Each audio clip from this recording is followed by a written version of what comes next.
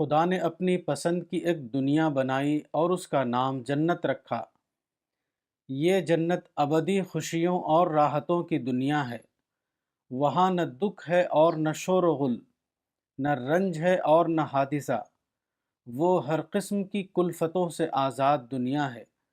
ہر قسم کی نعمتیں وہاں بے حساب مقدار میں اکٹھا کی گئی ہیں۔ وہاں آدمی نہ مرے گا اور نہ کبھی اکتائے گا اور نہ کبھی کسی طرح کے غم سے دوچار ہوگا۔ یہی وہ دنیا ہے جس کی طلب ہر شخص کی فطرت میں موجود ہے۔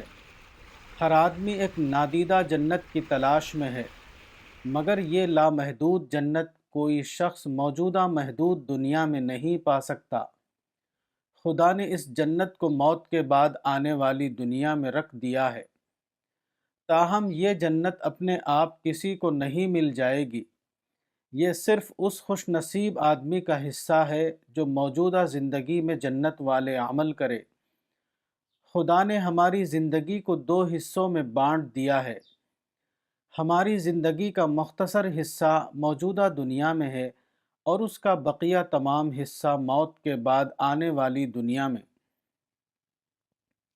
موجودہ دنیا کو خدا نے عمل کی جگہ بنایا ہے اور بعد کی دنیا کو عمل کا بدلہ پانے کی جگہ۔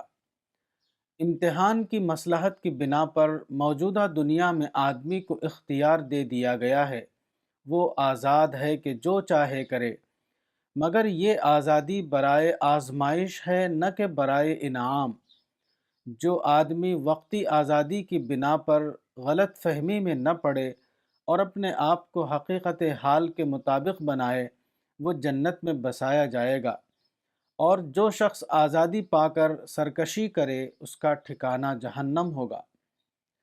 اس کائنات میں سارا اختیار حقیقتاً صرف ایک خدا کو حاصل ہے۔ وہی ہر چیز کا مالک ہے۔ ہر آدمی ہر لمحہ اس کی مٹھی میں ہے۔ جو آدمی اس حقیقت واقعے کا اعتراف کرتے ہوئے اپنے ارادے سے اپنے آپ کو خدا کے آگے ڈال دے، وہ جنت کا مستحق بنا، اور جو شخص حقیقت واقعے سے انحراف کر کے خود ساختہ طریقوں پر چلے، وہ خدا کی نظر میں مجرم ہے۔ آخرت کی نعمتوں میں اس کا کوئی حصہ نہیں۔